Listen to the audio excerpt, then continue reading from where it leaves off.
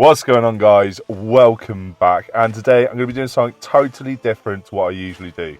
So as I said in my prior video, this year I want to be getting better at painting. So I've bought myself some 32mm D&D models. They're all 3D printed. I got them all off of Etsy. Not expensive at all. The most expensive one was the stone giant. That was about 15 quid, I think, plus a bit of postage.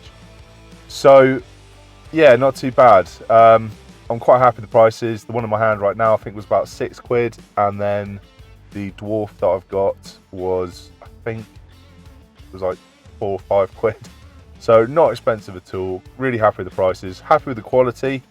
Now I've never used resin before, so there was I've used resin. I've never used 3D printed models before, so I did give them a wash in isopropyl alcohol, and then I dipped them in that and then water, and I don't know, I wasn't really sure what I was doing. I was just sort of going off what other people did. I'm just comparing them to the size of an Imperial Guardsman here, just so we can get a reference on the sizes. So I wanted to get 3 different sizes to be able to test myself and sort of try and improve on my painting. So if I can do it on a larger scale, I can scale it down and then scale it down again, and hopefully this will help me throughout the rest of my hobby, because as I've said before, I'm not the best painter in the world.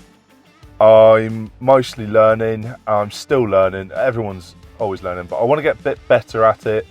So I've gone out of my boundaries, a little bit out of my comfort zone as well, and I'm going to try paint these up. These are all going to be 3 separate videos. Today we're going to be mostly focusing on this dude here, the rock giant or stone giant, whatever he's called.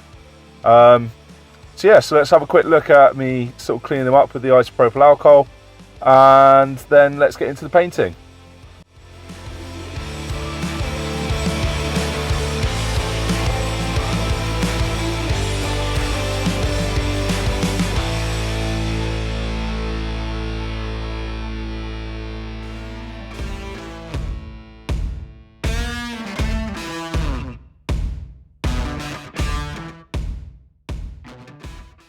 So part of the reasoning for buying such a big model as well is I want to get better at using milliput, and I want to get a bit better at doing sort of green stuff, milliput, all that sort of stuff.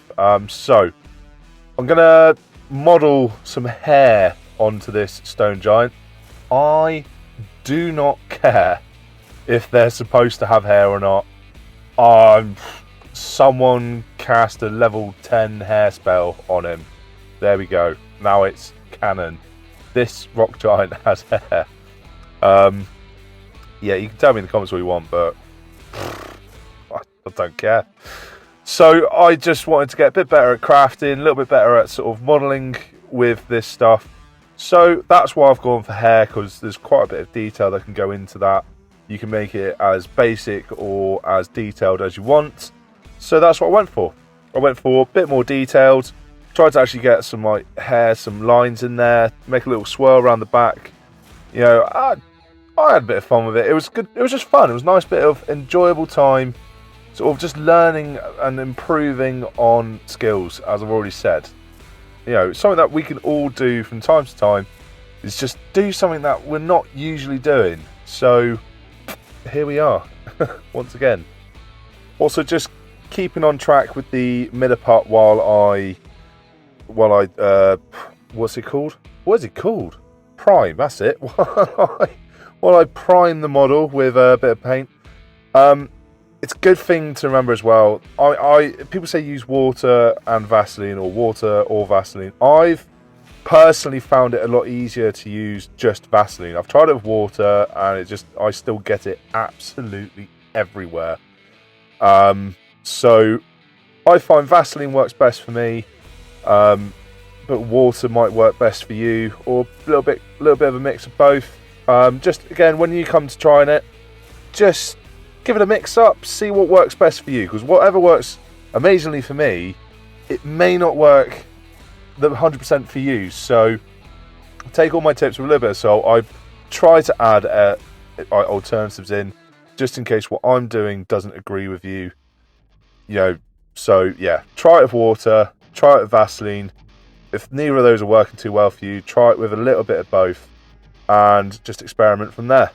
Okay, so now we're on to like the main painting event, and the purpose for using this model as well is the fact that I wanted something that's got big definitions between like the muscles, the cloth, the necklace, the sandals, the lot of it.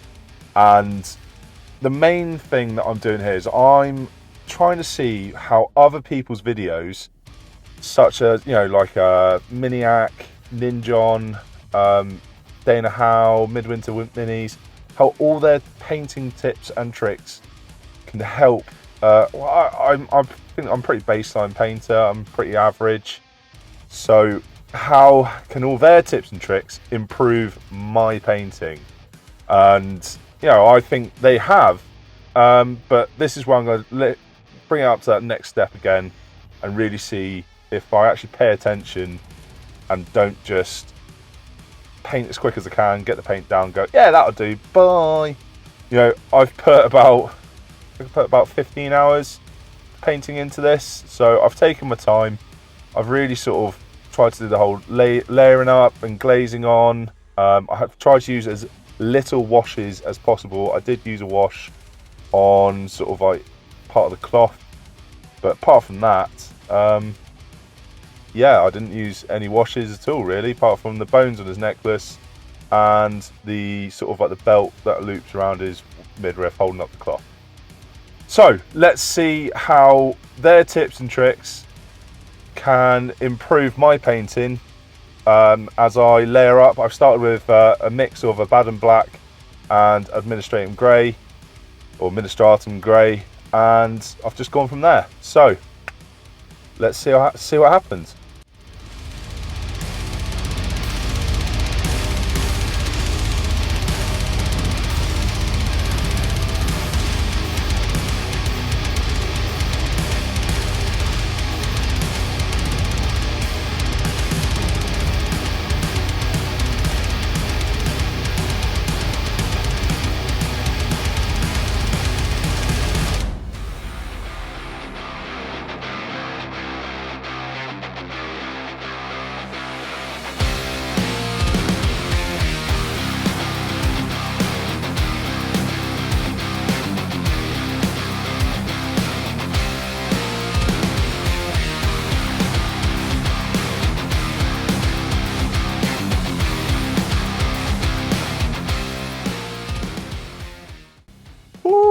Now that was a lot of patience with going over the same areas again and again and again and again and again to build up those layers.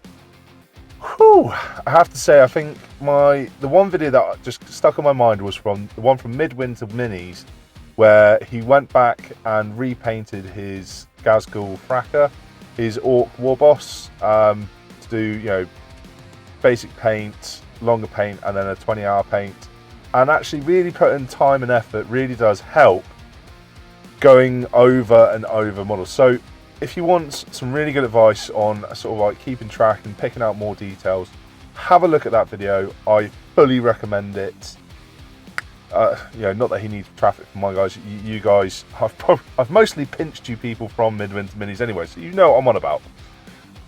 Here I wanted to do a little bit of freehanding on the cloth. So once I've painted up in blue, I've then, because the person that this is going to be going to is a massive anime fan, so I've put a little anime symbol on it, and yeah, I did a bit of freehanding. Again, this is me learning, this is me trying to learn. This is what I suggest all you guys go and do. Find a model that looks like you will enjoy to paint, that has nothing to do with your standard army, so it doesn't restrict you on what colours you're using, doesn't restrict you on how you paint it, why you paint it, what you're doing with it.